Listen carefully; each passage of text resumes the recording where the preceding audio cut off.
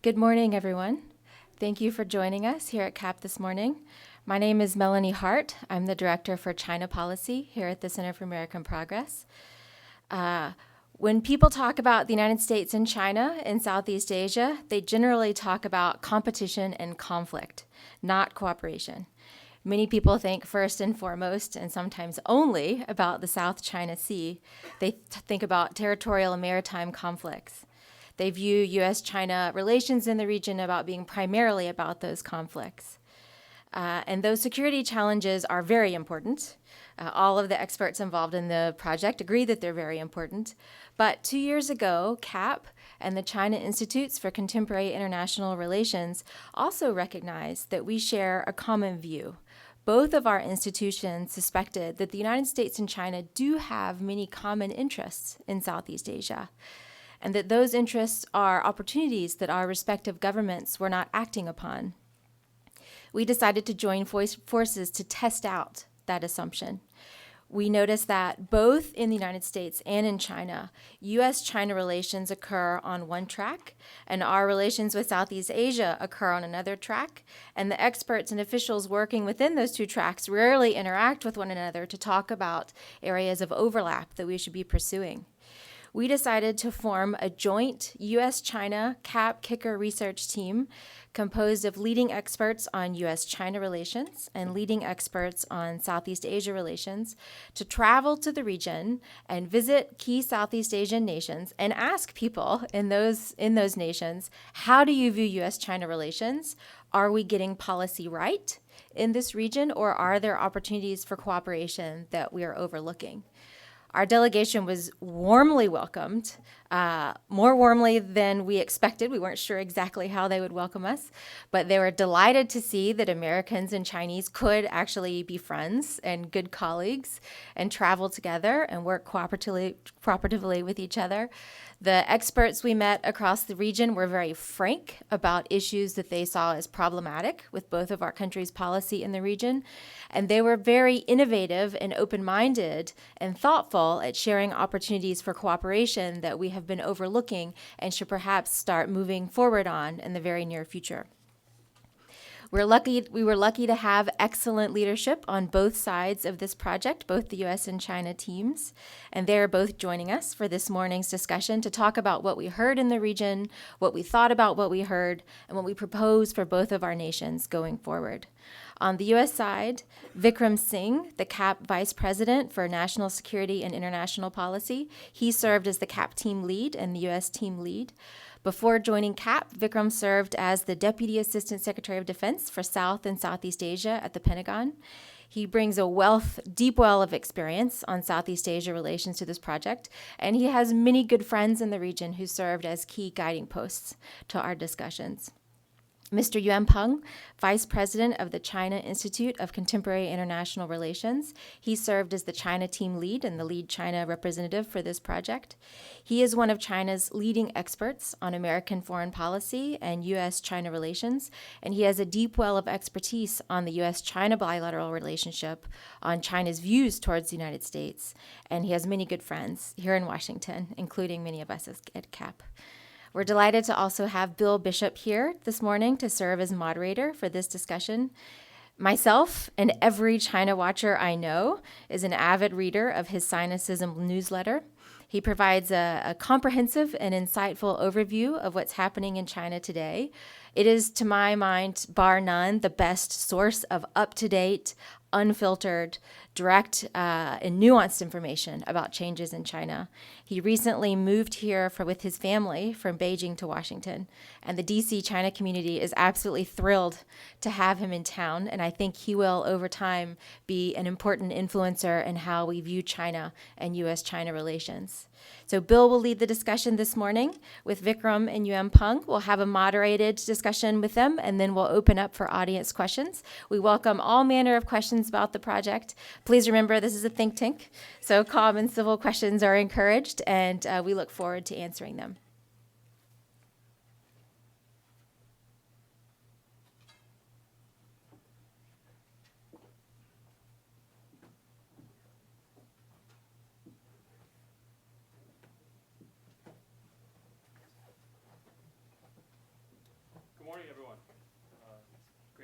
It's a real honor to be on stage with these two gentlemen.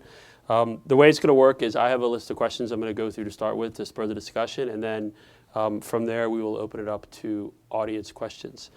So we'll jump right into it. I mean, this clearly was an unprecedented joint research project, and so I think we don't often see U.S. and Chinese think tanks working together. In fact, this may have been the first. How did this idea to partner with each other come together, and how did you also identify and manage some of the obvious differences that come up? And we'll ask it right away, which is especially in that region around human rights, democracy, and the security stuff. So how do you put those aside and focus on what you can work together on? Well, thanks, Bill. I'll kick off and welcome Dr. Yuan Peng, who's been a great partner for us for this and many other projects over several years now. And we have so many people to thank, not only the staff at both CICIR and here, but also the kind folks at the Luce Foundation who made this whole project possible, and our partners across 6 Southeast Asian nations who took the time to host this joint delegation and really dive into these ideas with us. So it's really tremendous for us to see the fruits of a 2-year project. So 2 years ago, I think I really have to give a lot of credit, not just to folks on my team, but to Ambassador Nina Hachigian, who's currently the U.S. Ambassador to ASEAN, and who back then was a senior fellow at CAP in the process of becoming our ambassador to ASEAN. And Nina has written insightfully on all aspects of U.S. strategy, on many deep investigations into U.S. China relations. And I think she really thought that this was an area where this idea that we have a competitive relationship, but we also have a lot of cooperation, and that we have to somehow manage that it sort of comes to a head in Southeast Asia, where the tensions around mainly territorial disputes, but also some other issues and developments in Chinese policy and international relations writ large, whether it be the creation of the Asia Infrastructure Investment Bank or other things that might be seen as competitive, they're really dominant. At the same time, a lot of challenges facing Southeast Asia are exactly the challenges that the U.S. and China have found ways to cooperate on. Climate, resiliency, environmental issues, ocean issues, a whole host of things that, in theory, the U.S. and China and Southeast Asia could work on, but that we didn't even know, no one had actually even asked about. No one had actually looked into. The norm is for us to do conferences and symposiums and workshops, and we get together and we bring in academics and we talk about things, and we could have done that.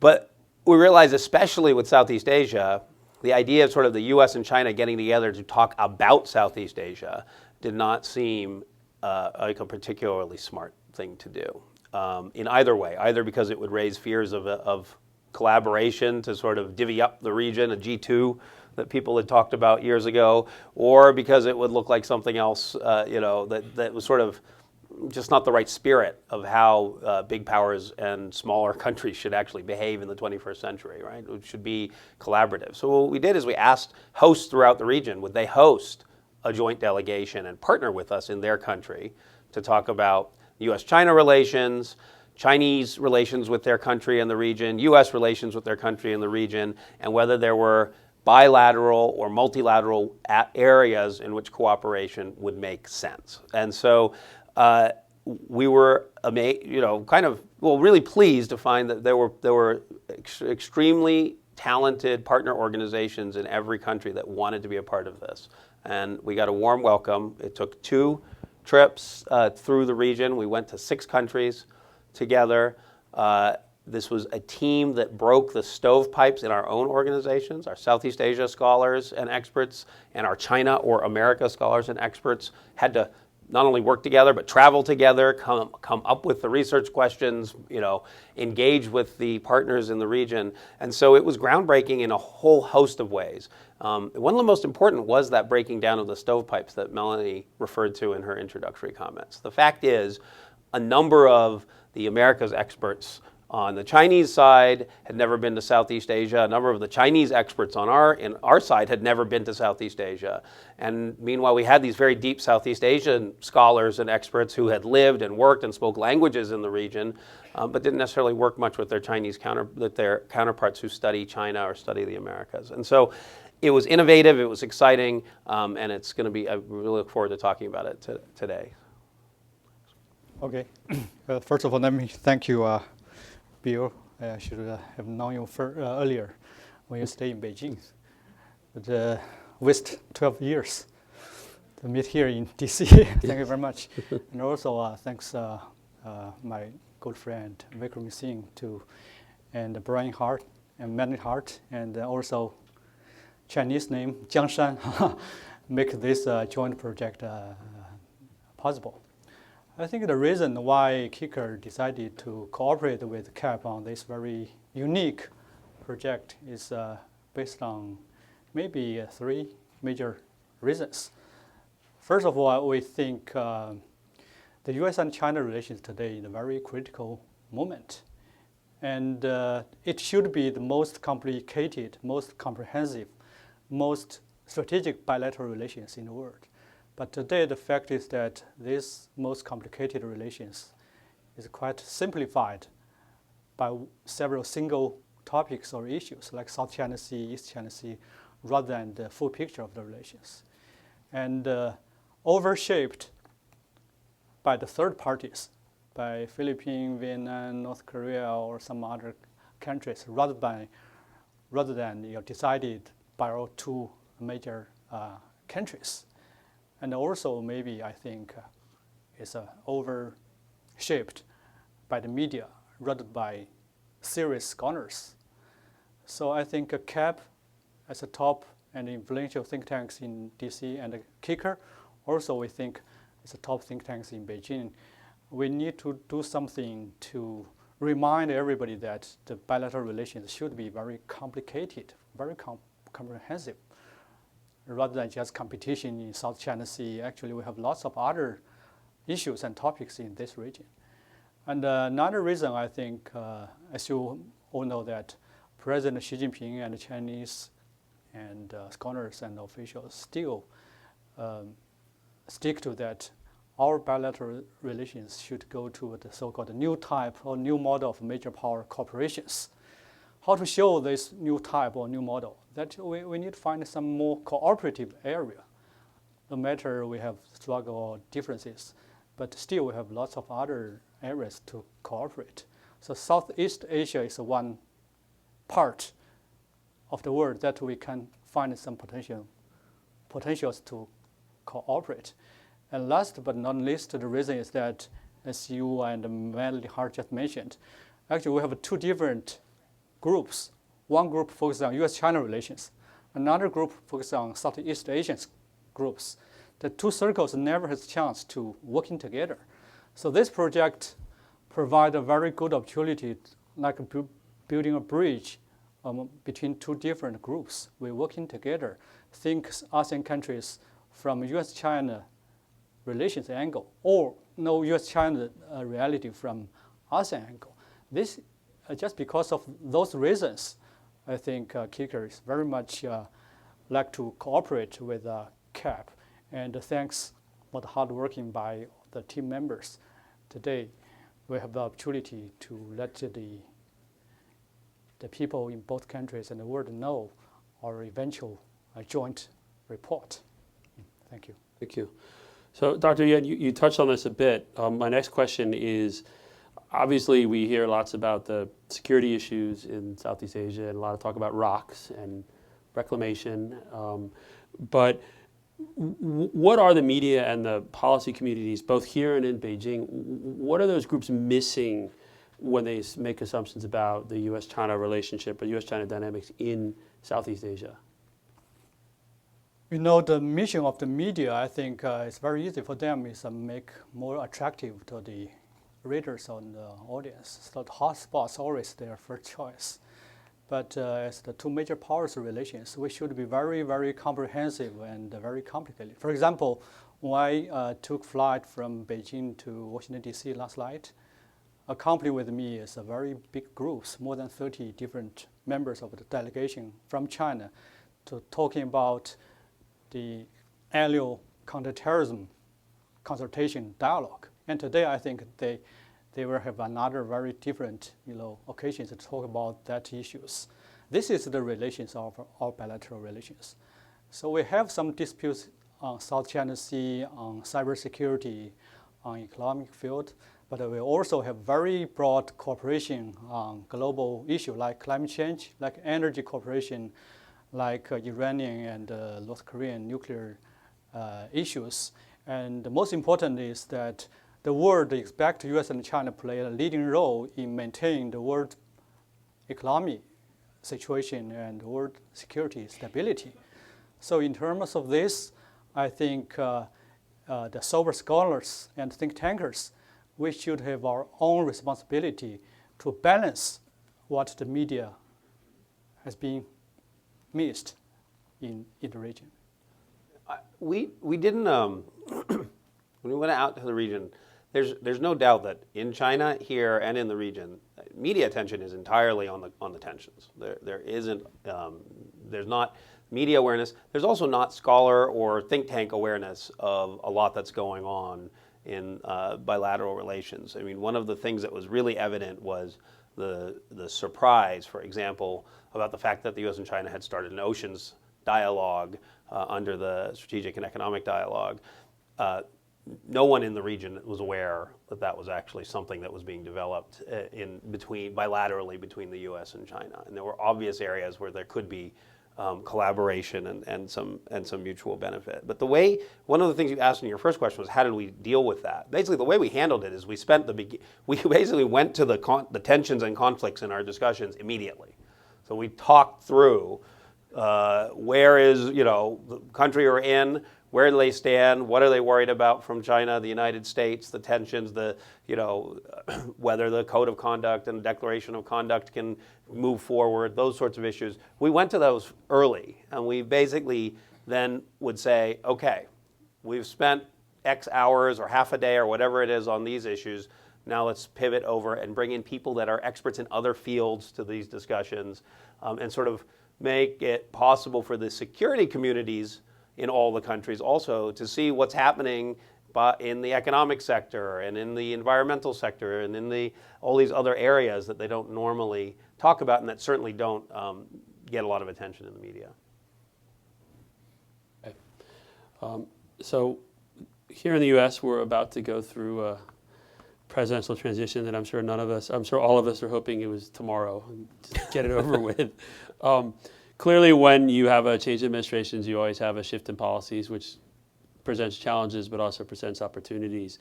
What do you two think that the U.S. and China need to do to get right in their policies towards each other in the region? And are there any specific recommendations you have? And also, perhaps Dr. Yuan can tell us a little bit, what does Beijing expect in this presidential election and transition? Oh, it's very dangerous as a think tankers in China talking about your election here in Washington, D.C., because China never intervene in the other countries' domestic affairs, including the United States. Right. I think I appreciate what our Premier Li Keqiang responded when he was in New York several weeks ago. One media asked Premier Li, which candidate do you prefer in terms of U.S.-China relations? His answer, I think, is quite smart. He said, no matter who wins, I believe the U.S. and China relations should be much better than today, improved. I appreciate his opinion. But I think no matter who wins the election in terms of its Asian Pacific foreign policy and the China policy, the first thing my suggestion is that should have a comprehensive review of the rebalanced policy toward Asia, because it seems that today more and more Chinese and even some ASEAN countries, when we travel to ASEAN, many ASEAN think tankers seem the same way. They tend to think the rebalance to Asia is for containing a rising China. Even it is not 100% true, in particular from American perspective, but many Chinese and many our neighboring countries think that way. Then you should have to double check and review it. Otherwise, the rebalance, if you go much further, then make the U.S. and China competition inevitable. So how can you achieve a successful result of a rebalanced policy toward Asia and also a successful, stable U.S. and China relations? It's two pillars. You cannot just use one pillar to sustain your Asian policy, ignoring the other pillar. I think if I were the next president, I think on the one hand, you can continue your rebalance policy toward Asia, but on the other hand, you should improve the U.S. and China relations. Because without a successful U.S. and China relations, I think the rebalance to Asia is a failure.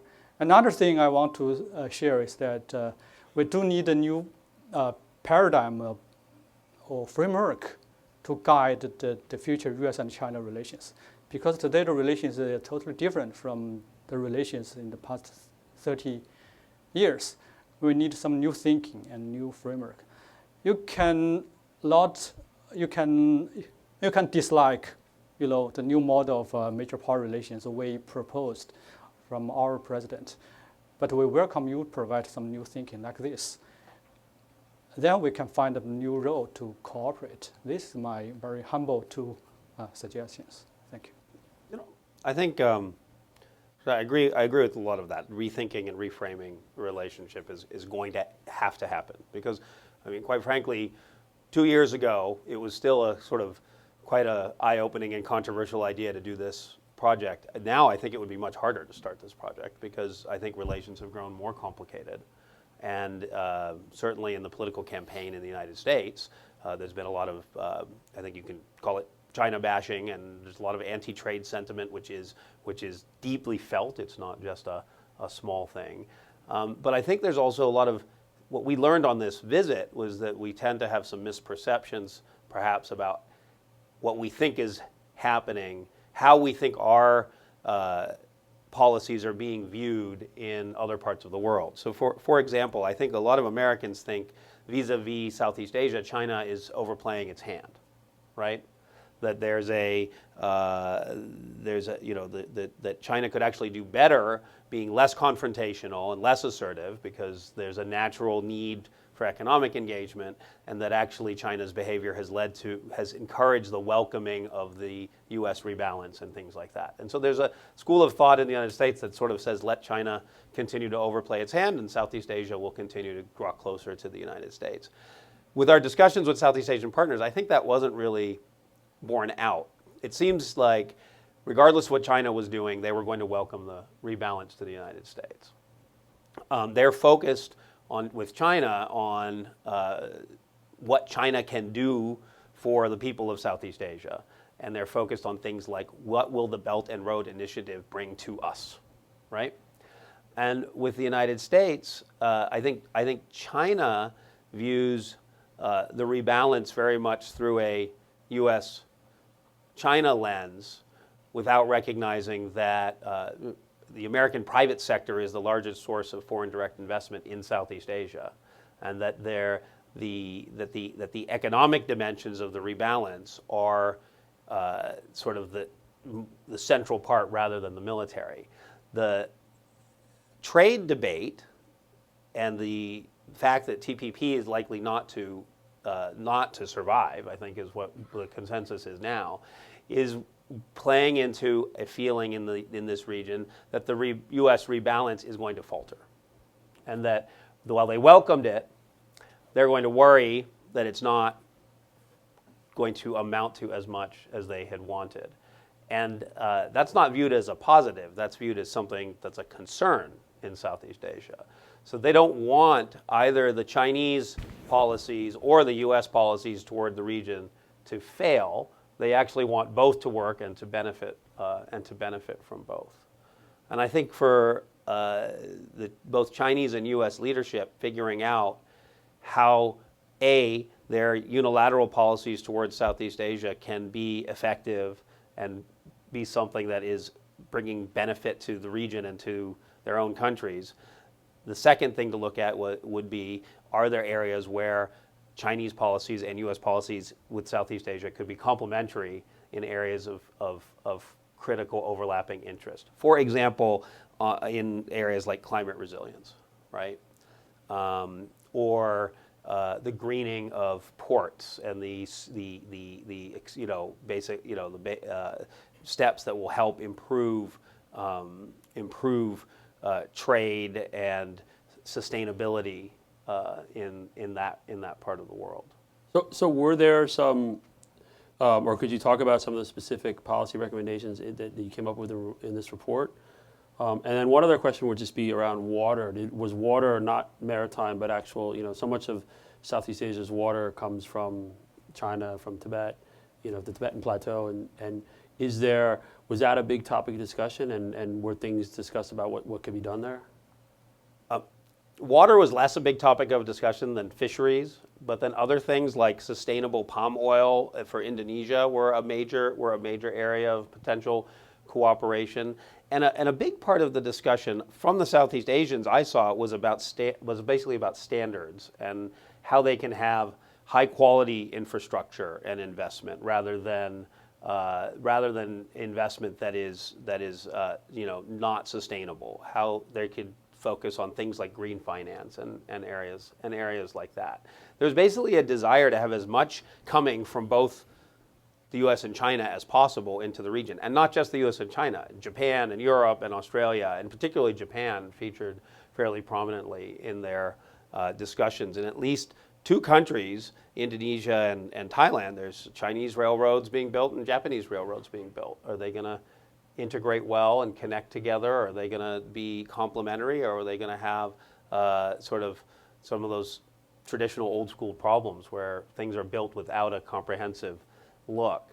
I think one of the things we felt was it's sort of up to Southeast Asian nations to set the terms and demand that they get the kind of investments and partnerships that they would like to see, and that they probably could do that if they were proactive about saying, we'd really like this, but donor countries or partners, investors, you need to work together. Help us figure out how these multiple things are going to work together, that kind of thing. I think my impression is that the ASEAN countries, they have two different kinds of suggestions. One is strategic, and others are tactical. In terms of strategic suggestions, first of all, they welcome U.S. and China cooperation in the region, rather than just competition. But the precondition for U.S. and China cooperation is that should not hurt the centrality of ASEAN as a unit. So any kind of U.S. and China cooperation should not split the ASEAN, unity. So that's what they worry about the American now, for example, the TPP and the bilateral alliance. It's different from Chinese initiative. They worry about the two pillars world in the region. And secondly, they generally welcome American rebalance to Asia, but based on several assumptions. First of all, American rebalance to Asia is to provide some public goods to the region to make this region more prosperous and more stable, rather than make the region even more splitted. And also, they welcome American to rebalance here to invest, but make them a little bit disappointed that they didn't see many investment, real contribution so far from the American side. That's why they generally welcome Chinese Belt and Road Initiative. They think this is something very real to provide some new opportunities, new jobs, new investments in the region. So technically speaking, they think U.S.-China can find lots of areas to cooperate in oceaning, cooperation fishery, and also including some infrastructure cooperation and green economy.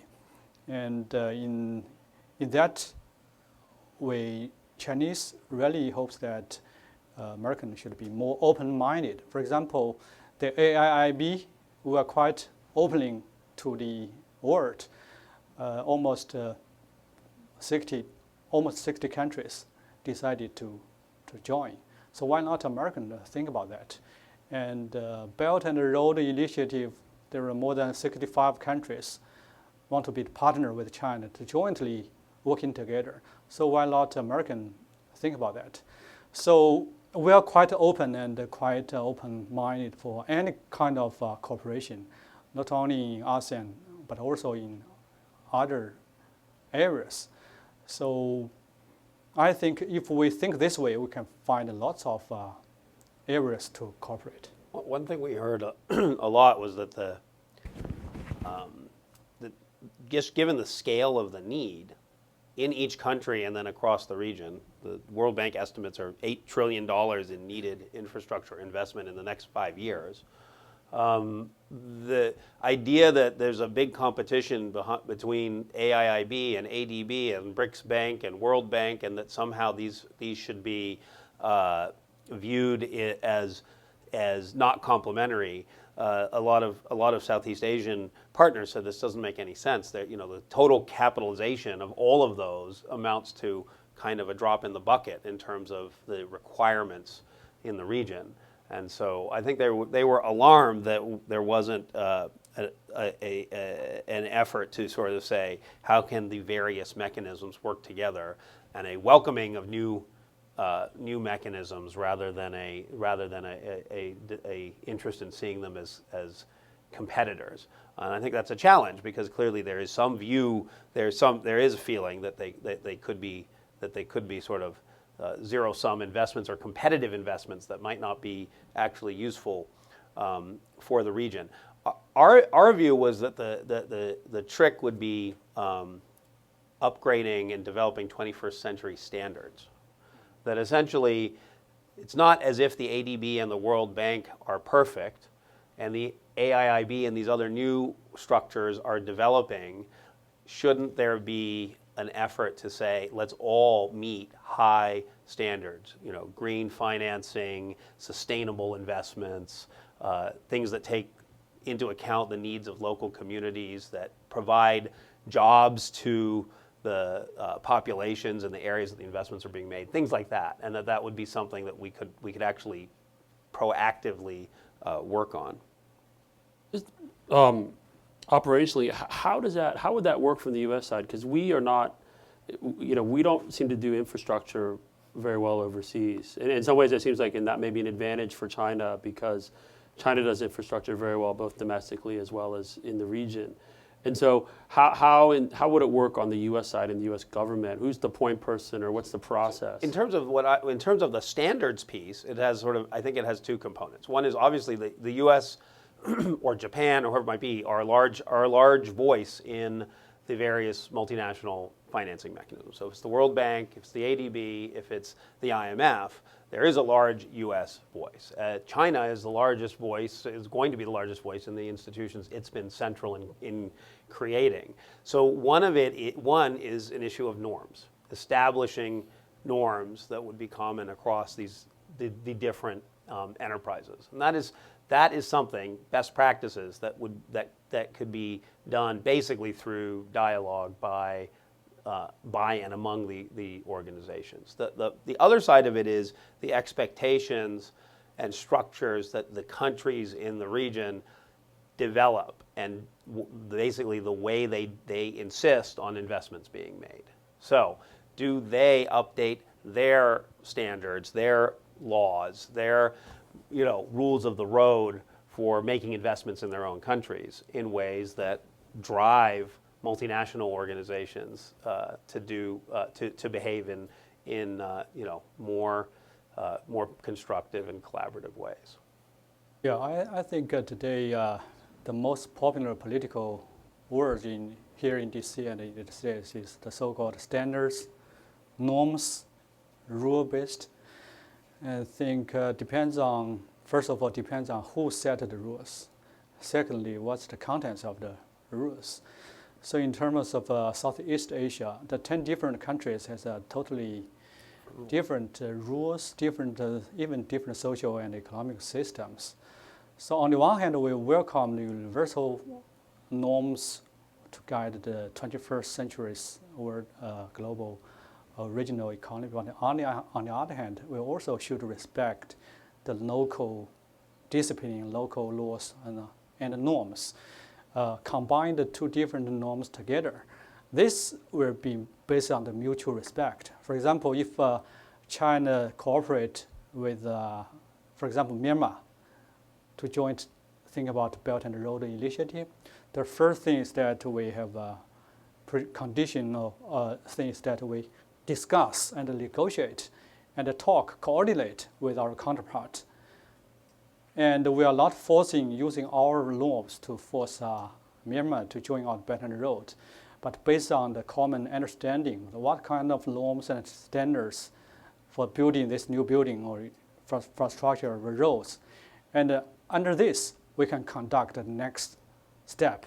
Maybe these norms need to be different from what American expected, but the Myanmar think so far these norms fit their national condition well, because you are so advanced, only superpower in the world. If you're using your standard norms to ask all those developing countries then they cannot, develop. So my suggestion is that on the one hand, we respect the general or universal norms as a responsible stakeholder in the world. On the other hand, we should take care of the respect of the local and different countries' national condition to find a balanced way. This is the so-called win-win-win cooperation, rather than just we don't want a G2 in the region. Otherwise, the centrality of ASEAN will be hurt, and the ASEAN countries will not welcome this kind of U.S. and China cooperation. The obvious way to drive this would be for the now functioning, established ASEAN community to have this be an area that it focuses on and it guides the way forward. I mean, the fact is, many of these things, to be really meaningful for the region, many of these infrastructure investments have to be transnational. They have to increase connectivity across the region. Connectivity was a recurring theme, but it's also one of the ones that faces the greatest obstacles when you don't have harmonization of standards across borders.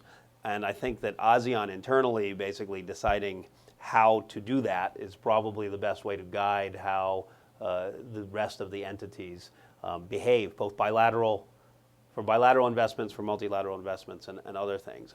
I think ASEAN probably would welcome assistance, technical assistance and otherwise, to figure out, to help move in that direction.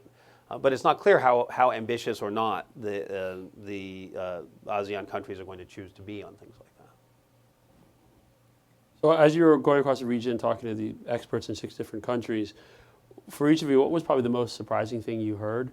And also, what do you think each of America and China can learn about each other and about in approaching the region?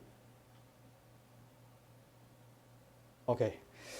Several things that really surprised me, because I have been visited to the United States maybe more than 30 times, but less opportunity to visit ASEAN. So something really different from my imagination or expectation. For example, one thing that surprised me is that most of the country's scholars and officials, they are more assertively thinking that American rebalance to Asia is to target against rising China. Even more strong argument than many Chinese. So, and another thing is that Chinese image in ASEAN countries is much, much better than I once expected. Because if you read the media, seems that the only thing is that South China Sea, and everybody just hate China because China is more assertive, more aggressive.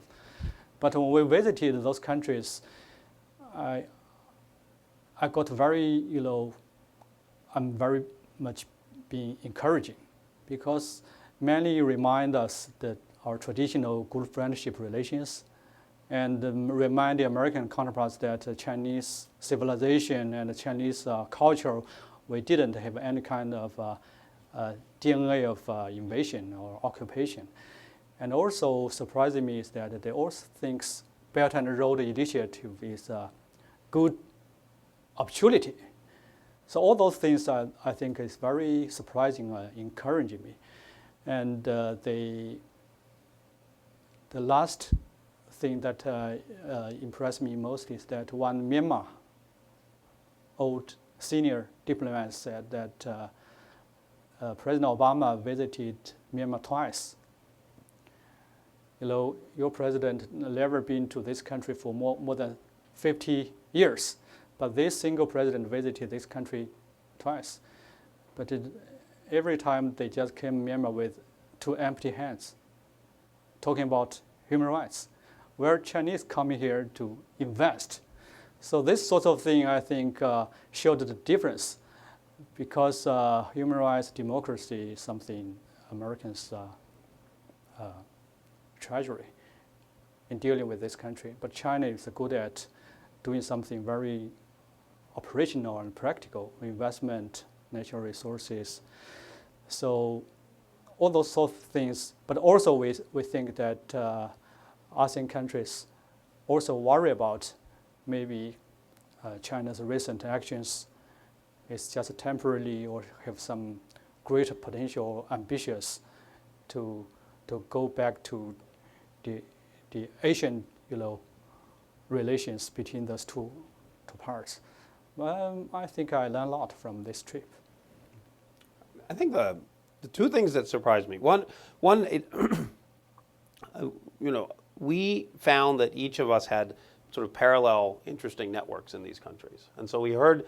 What happens is it turns out that we have a lot of U.S. Southeast Asia scholars who have very deep rooted connections, and then you have these Chinese Southeast Asia scholars that have a whole separate set of deep relationships in those countries, and we brought those people together. And the fact is, I think they were all very frank with us about, as Dr. Yuan Peng says, is the U.S. rebalance overly militaristic and not enough focused on investment and opportunity, which I think is something we heard regularly. But they're very direct also with the Chinese about, we don't want a regional hegemon, and we're not going to, we're not going to sit by if that's the direction that China chooses to go, but with the full expectation that that's a choice that Chinese leaders can make, that they don't, it's not like inevitable that they have a hegemonic China, that it's entirely possible to have a collaborative China that is bringing a lot of benefit to the region because it has a lot of potential to make major investments. The one thing that did surprise me was the interest in and the esteem with which Japan was held in the region. They were pretty much not a country where they didn't talk about Japanese investment, and maybe you guys should have Japan along with you for this kind of in these discussions, which of course is complicated for a whole other set of reasons. We can do our own trilateral on that, and we have done some of that. But there was I think there was a view that that Japanese investment is just Japanese investment, and it doesn't come with the same complications in some ways as things from us. And I was surprised by how often that came up. And the focus on connectivity was really quite dramatic. There's a real recognition within ASEAN that despite its dramatic growth over the last several decades, that actually intra-ASEAN trade and intra-ASEAN connectivity and intra-ASEAN collaboration is far below where it should be.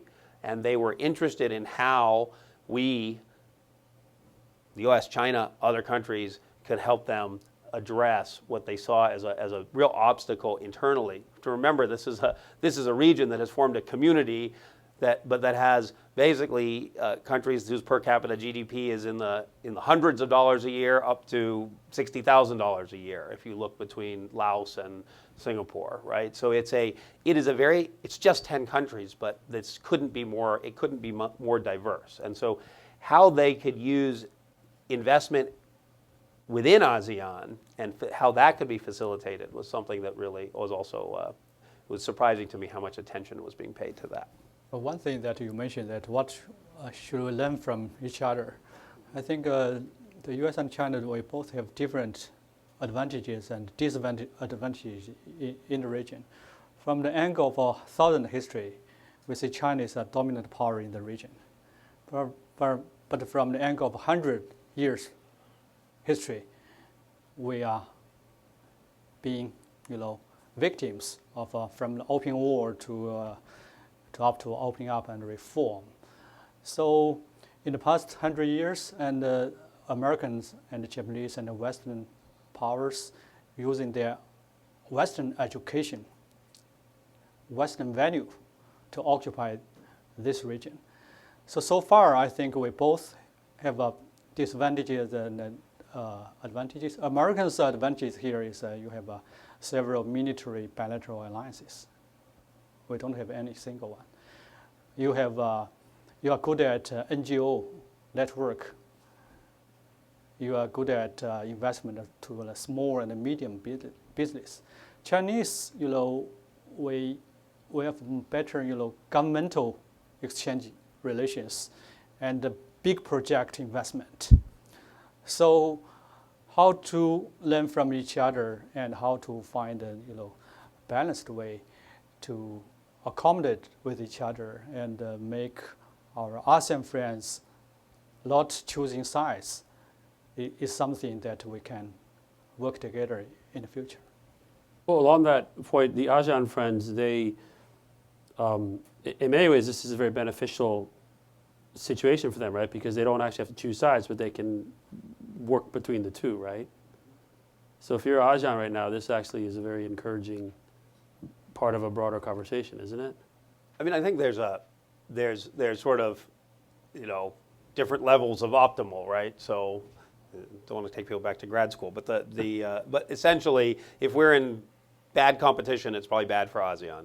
If they can extract unilaterally the most they can from each, that looks good. Okay, we don't know what's happening with those guys, but everybody's investing and interested and partnering and helping us build our security or economic or whatever capacity.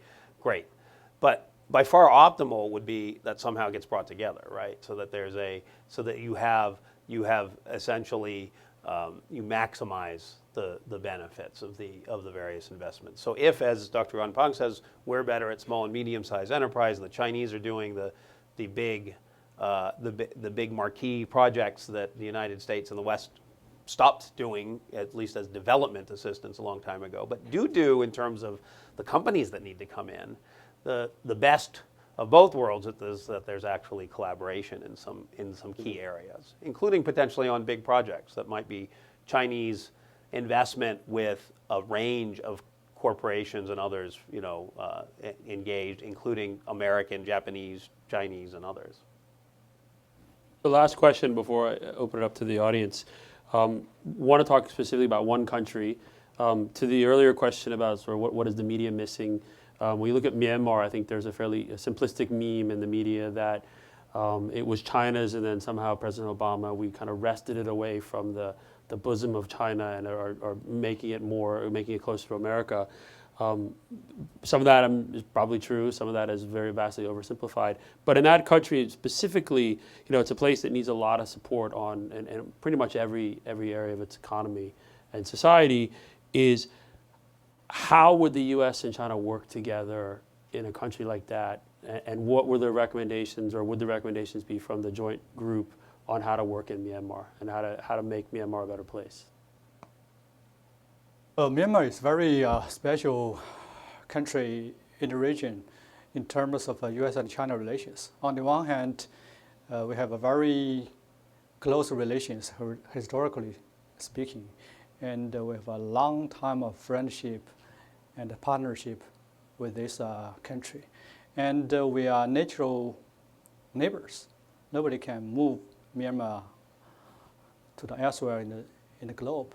So we want to be good friends.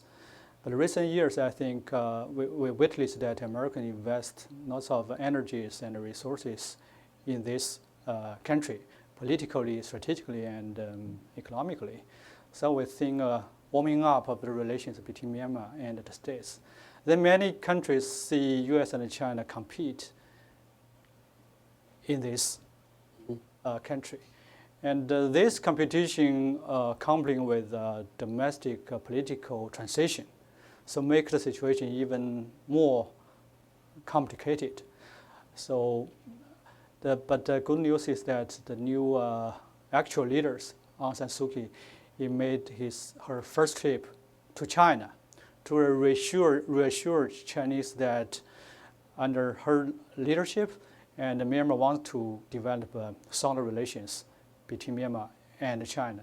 But on the other hand, they won't get at the cost of Myanmar-American relations. Then give us a new question that how U.S. and China accommodate with Myanmar in this country.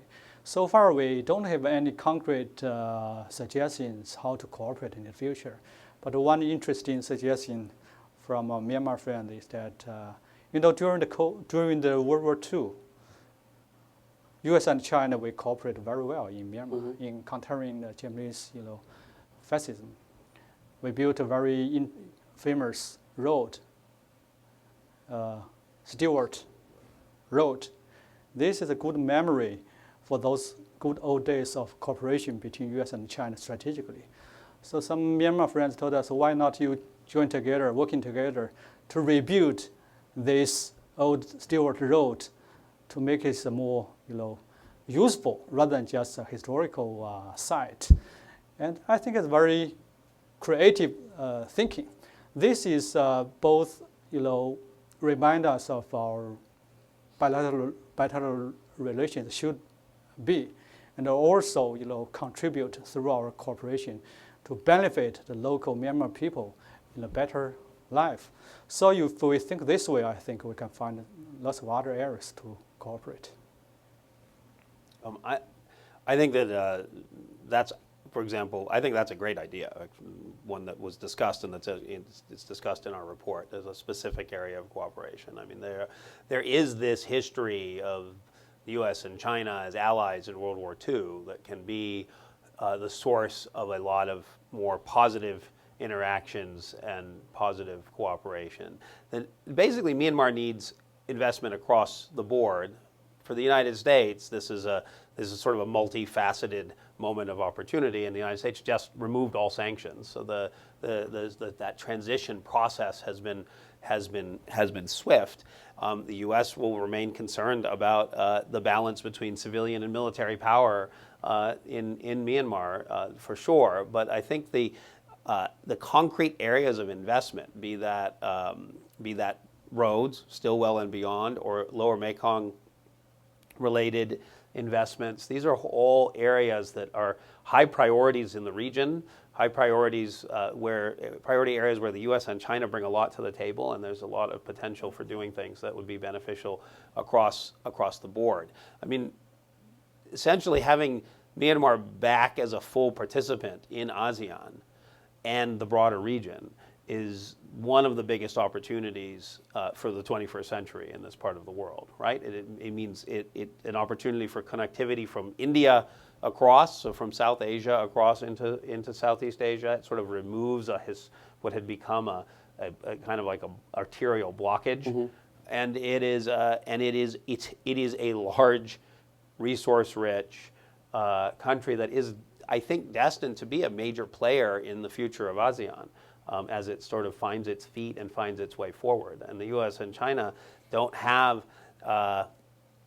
really have a zero-sum interest in Myanmar somehow being on the U.S. side of the ledger or the Chinese side of the ledger. The interest is in Myanmar basically being successful, stable, prosperous, successful, an engine of growth and opportunity. And I think it's a potentially extremely fruitful area for cooperation. I do think that you could have differences over issues like human rights or other things. You could have issues that the U.S. think are very important that the Chinese might not want to engage on. But it doesn't seem to me that any of that's not manageable when it comes to working with Myanmar. Okay. We're going to open it up to audience questions. Couple rules. First, please state your name and affiliation. Second, please, we're running a little over time, or a little less time in the Q&A than we wanted, so please make your questions as succinct as possible. Go, gentleman in the second row.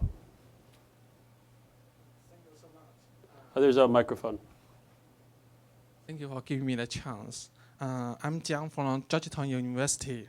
Last week, I met an expert on Southeast Asia in Georgetown University. She said ASEAN is benefiting from China-US competition in this region. ASEAN countries can gain from both sides, while their internal integration process is not suffered. She said because the U.S. is still engaging China, and a fierce competition in Southeast Asia will not happen. How do you think of her remarks? Thank you, Mr. Yuan Peng. Thank you. Thank you. I really think there are several ASEAN countries, friends or thinkers think that way, because they can, if you're two big brother, quarreling or compete against each other, and small brothers can gain from both. But this should be very short-sighted. They can get some outcome for maybe 1 or 2 years. But sooner or later, if we always want to gain something from the competition, then how do you think the competition out of control? The competition sooner or later becoming a real conflict. Then the first victim should be ASEAN. So I think if you if you reviewed history in the longer term, you can find that the best shape in the region is that U.S.-China cooperation, but not G2 type of cooperation. It's not U.S. and China control the ASEAN countries. U.S.-China cooperation based on respect the centrality of ASEAN countries. This is the ideal situation that the ASEAN countries' friends should think. Otherwise, if you think in a negative way, then the negative thinking will shape the two powers competition in the wrong direction. Sooner or later, there will be the victims of this kind of competition. Do you have anything to add to that? Or? Oh, next question, please. Gentleman there, second row. You, sorry, yeah. Michael Yehuda, George Washington University.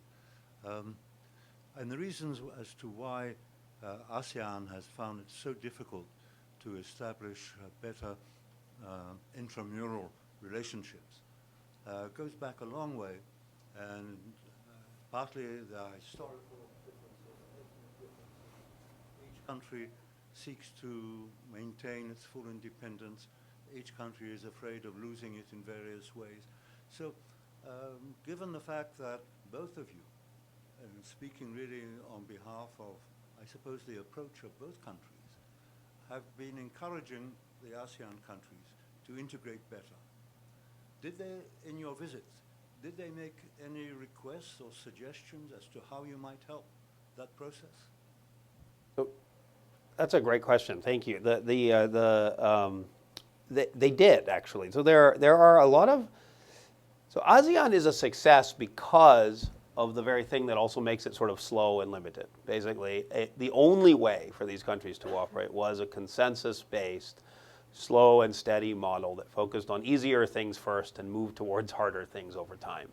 And I think it's fair to say that it is a success, right? This is a very, it has survived over all of these decades by consistently upping what it's trying to do. So things like defense cooperation starting in 2010 that has in the ASEAN Defense Ministers meeting plus, which includes 6 outside countries, things like that have shown how ASEAN can keep advancing, even if it might be frustratingly slow to outside observers. But one of the things that got pointed out was that there's a ton of ASEAN initiatives that are kind of mothballed or dormant or just didn't ever realize the potential. So the 1,000+ meetings you have a year if you're ASEAN result in lots of initiatives and things happening and setting up of centers, whether it's for fisheries or for humanitarian and disaster response or for any number of other things.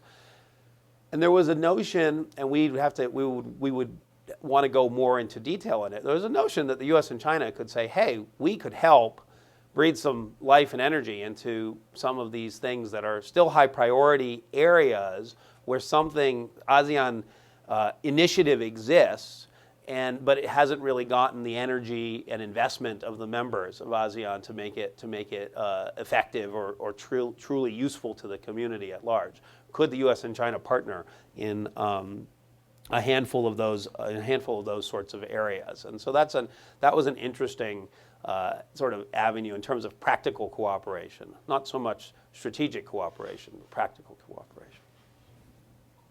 I'm very happy to see Professor Yehuda is here. You are a very respectful professor in my memory.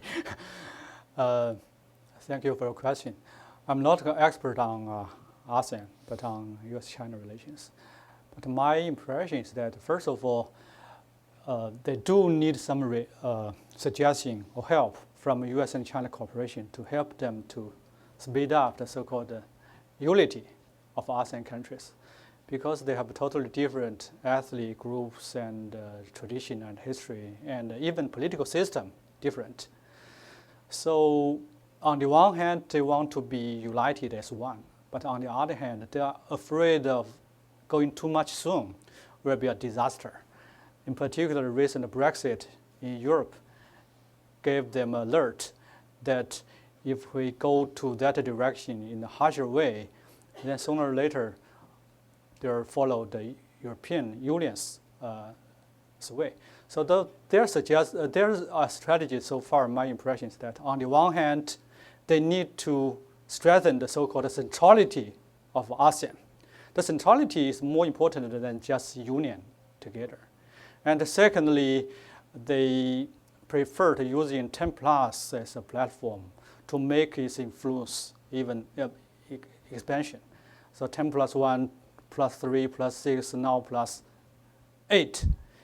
But I'm afraid that they want to 10+12 because 12 more than 10. So I think 10+10, 10+8 is the maximum, for them to accept. So as for go to the real, utility among the ASEAN countries, I think China and the States, we cannot provide more because they really rely on themselves. Next question, please. The woman in the third row, I think it's the fourth row, third row.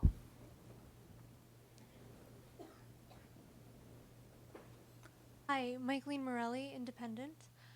There's a growing school of thought that infrastructure development without resource governance frameworks is not necessarily the most effective means of preventing water conflicts.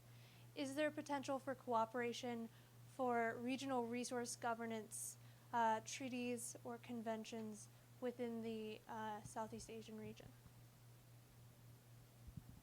Well, there certainly is.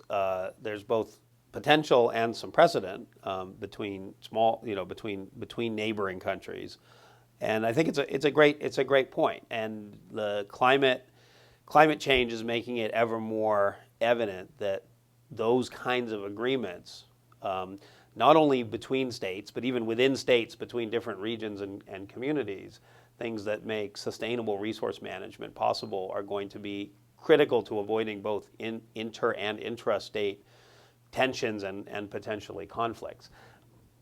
It's hard to get into that business as outside powers, right? I mean, it really does have to be driven from the region, and it's not ASEAN-wide. It's going to be different from mainland Southeast Asia and maritime Southeast Asia when it comes to these kinds of issues, not just water, but other resources that are managed, have to be somehow handled or managed jointly, or where the impacts of the extraction are joint. So I think the lower Mekong is the area where you have the most sort of potential for multinational cooperation that would include international organizations and outside powers like the U.S. and China.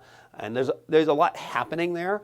I don't know. I think that we could see a lot more coordinated action and efforts that include a wider range of stakeholders. So that sort of take the different initiatives of various groups and try to pull them together. Next question. Gentleman who kept his hand up through the question. So, the word persistence. Persistence pays Yes, off. persistence pays off. I thought you couldn't see me. I'm Bill Jones with the Executive Intelligence Review, and I'd just like to mention this Belt and Road project. People don't understand how important it is. I would urge you to watch 11 o'clock tonight at CCTV as the third portion of a 6-part series on the Belt and Road. This has changed the nature of the game in the entire third world, created a lot of optimism. It's a directionality that we haven't had for about 40 years. We used to think this way in the 70s. We haven't done that since then. And it's something the United States should be part of. China wants the United States to be a part of. But it has been ignored by the U.S. for about 3 years. Thank you. So do you have a question for Yes, that? now Okay. it's got their attention.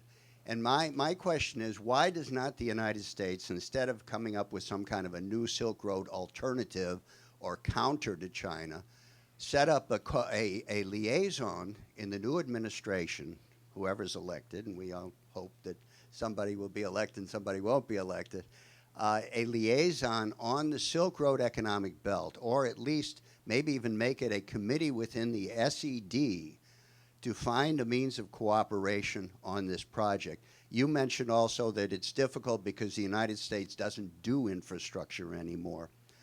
But I think as we move forward, we're going to have to start to do infrastructure. And even Hillary Clinton mentioned the fact that there should be an infrastructure development bank for the United States. We've got to start doing things like that. This would be beneficial for us. This would be beneficial for the world. And I think it would send the right signal to the rest of the world that we are working for the common aims of mankind in this kind of a development. That could be a center for a major power relationship without people seeing it as negative. Well, I would just say to defend the United States here, the idea that we've ignored the Belt and Road is simply not accurate. Belt and Road initiatives are discussed through the S&ED. CAP itself did an entire report on how New Silk Road and Belt and Road initiatives could be complementary. So both in the think tank community and outside, there's been a lot of interest. The fact is that China has been in the process of defining what the Belt and Road is going to be as well. So one of the things we heard throughout the region is, we're really excited about this Belt and Road thing. What is it? and I think in some places that's become concrete, where actual projects are on the ground and where things have started. And others, there's a lot of demand, and China has a lot of capacity. I think it's entirely right, though. Your premise is entirely right. There should be collaboration on these kinds of investments. So I don't dispute the premise. I just think, we all need to see where it's going and be involved in collaborating wherever that makes sense, and not where it doesn't make sense. But it's something that should be proactively a part of the agenda. Okay, maybe I give you maybe 2 minutes, very brief introduction of what Belt and Road is and means. And first of all, Belt and Road is not a strategy. It's just an initiative proposed by President Xi and the Chinese government to welcome all the relevant parties who is interested in this to join us. We jointly working together find some way. And secondly, it's not the exact road. It's more like a routes. We have 5 different routes from China to Russia to Central Asia to Europe, China to Turkey to Middle East, China to Afghanistan, Pakistan to India, and from South China Sea to Indian Ocean, South China Sea to Southern Pacific Islands. 5 different routes. And thirdly, I think it's not just an infrastructure road build up. It's 5 connectivities, like policy coordination. Means if we have a better road through Central Asia, which is part of Russia's, Putin's, Euro-Asian Economic Alliance system were overlapping. So how can we achieve this without hurt Russian or Central Asians' interest? Through coordination. After coordination, I think Central Asia and Russia all agree. I think it's a win-win route for this. And also it's a financial integration and impeded trade and infrastructural connectivity. And also important is the people-to-people exchange. It's 5 different connectivities, not just building road and infrastructure. So it's more like doctrine or conceptual things.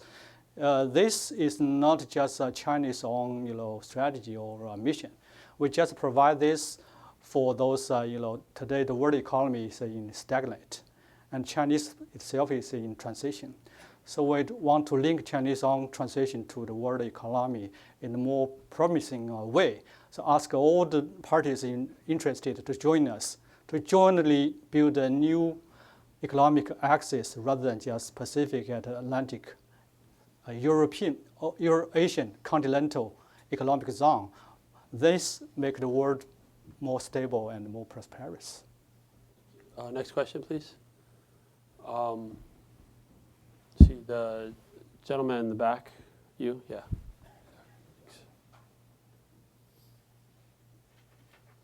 Hi, my name is Benjamin Lee, and I'm from the Carnegie Endowment for International Peace. So it seems like the conversation you've had exclusively focused on the realms of cooperation among U.S., China, and ASEAN countries. So my question is, do you expect that cooperation on infrastructure, sustainability, and connectivity will eventually lead to cooperation on hard security issues like South China Sea, East China Sea? Thank you. We actually had discussions about maritime security in realms that are viable given the current tensions. So things like against trafficking, IUU fishing, counterterrorism areas. There were a lot of discussions of that. There were also discussions about things like expanding queues to include non-military cooperation. Right now there is bilateral engagement in military channels on things like that. So could you do more Coast Guard and other cooperation? Look, we're not unrealistic. Warm relations make all of this more possible, and difficult relations make much of this potentially difficult. At least if it's at a prominent level, it could still happen at almost more at a working level, even underneath. Even when there are major tensions. But I think the bottom line is that it's important for the region to work out either a modus vivendi or a resolution of these territorial disputes. There's a notion out there that the United States really wants to be in the details of that. I think that it's demonstrated that the United States basically just wants it to be worked out, and would prefer that it got worked out sooner rather than later. Bilaterally where it can, multilaterally where it can, international arbitration if that's what it takes. Doesn't really, I don't think that the United States actually has a view one way or another, except that it should be done peacefully and in accordance with international law. Will those things reach a point, will the disputes reach a point that it makes the kind of stuff we're talking to impossible? That is a potential future. We should be honest about the fact that tensions can make this kind of cooperation impossible. But if that happens, that would be bad for the interests of all involved. And so what we were really trying to do was surface the fact that there are common interests and areas of potential cooperation that are not being actively engaged or explored or worked on. And whether those would lead to better relations in the bigger sense in the long term, I don't know, but it couldn't hurt. I think it's a very good question. The joint project today we are talking about is just to remind everybody that U.S.-China relations in the region is not just South China Sea, but we have other areas. But it not necessarily means we're ignoring South China Sea disputes. In South China Sea disputes, I think Chinese now we find some three-track ways to deal with. Number one is we deal with our maritime or sovereignty disputes with relevant countries through bilateral negotiation. This is we have a very successful experience in the past several decades. So why not we just kick it off and find a new way? Because this is something we stick to. So even the Philippines, the new president of Philippines just visited China, agree with back to the right track through bilateral negotiation to talk about the hardest part of the issue, that is sovereignty and the territorial disputes. And the second way is that we negotiate the peace and the stability and the prosperity and development issue related to South China Sea with all the 10 ASEAN countries. We can talk this non-territorial disputes with all the other parties together. This is highly welcomed by 10 countries. And thirdly, how to deal with our relations with the United States, which is not a traditional South China Sea relevant parties, but now given the new policy and strategy is deeply involved, we have to manage it. That through the negotiation, through the dialogues, now we think the first important thing is that crisis avoidance and crisis management, so that make the sea power struggling competition is under control in the box. I think we achieved a lot in the past several years, but the potential risks still remain because of, we think, the current South China Sea policy in the States are a little bit hijacked by Pentagon, by the military circle, rather than by a more serious, policy oriented. This is something worrying me. If this part of a policy, more decided by military circle rather than by civilian or by the serious, thinking, this should be very dangerous. This is just one suggestion that I want to share. That I think South China Sea policy is very comprehensive, rather than just a military dimension.